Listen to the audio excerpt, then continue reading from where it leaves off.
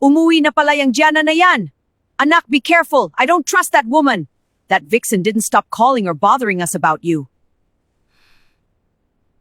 We told her that you didn't come home but she didn't believe us. Ginugulo niya ang buhay namin, anak. Lagi kami nakakatanggap ng mga tawag na may pagbabanta dahil akala niya tinatago ka namin sa kanya. Pambihirang babae yan!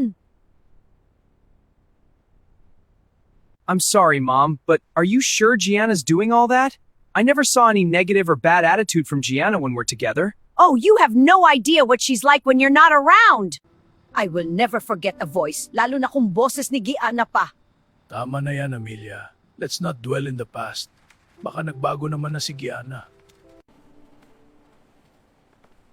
Ma'am, sa room muna ni Linda tayo pupunta, then sa ICU na kasi doon naka-confine si Kulas.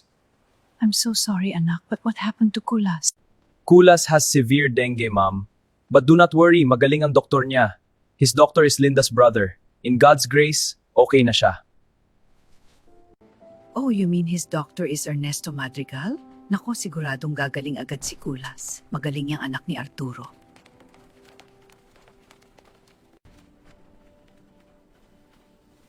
Amelia? Oliver? Oh my God! It's been a long time! Arturo! Long time no see! Akalain mo yun, magbalay pala tayo! So, eto pala ang anak niyong si Jacob. Nice to meet you, Jacob. God is really good. Pinagtagpo niya uli tayong lahat. I'm amazed that you and Linda found each other. Arturo, where are our grandchildren? We're so excited to meet them. Gusto ko na sila makaharutan. Nako, Amelia, tamang-tama papunta na sila dito. Sinundo sila ni Ernesto sa nurse station ng ICU. Makikita mo na sila, nako, ang popoging bata.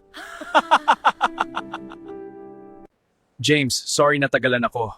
There's an emergency upstairs. I'm getting the kids. It's okay, Doc. Behave naman sila nung wala ka. Good to know. By the way, may I know the status of patient Kulas? His vitals and lab results are okay, Doc. Pwede na po siya ilipat sa private ward. That's good news! Thank you, Lord! Kukunin ko lang sa loob ang mga bata, Doc.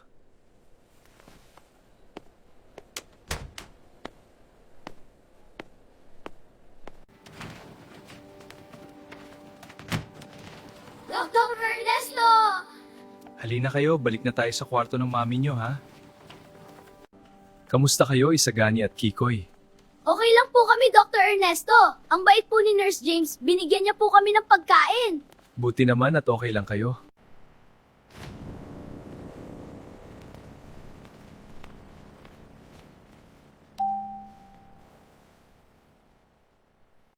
Kathy, for request ako ng new IV bags para kay patient Linda. Bakit po, Doc? Ano pong nangyari sa IV bags niya? Gosh, Kathy, just do as I say. Sorry, Doc. Will do po. Mas better siguro kung ako na lang ang pupunta sa pharmacy para kumuha ng IV bags then ikaw na ang maglagay sa pasyente. Okay po, Doc.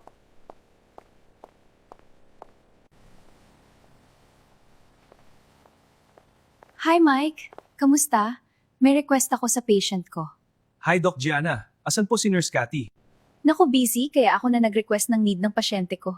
Ang bait mo naman, Doc Gianna. Ginagawa ko lang ang trabaho ko, Mike. I'll go ahead, Mike. Bye, Doc Gianna.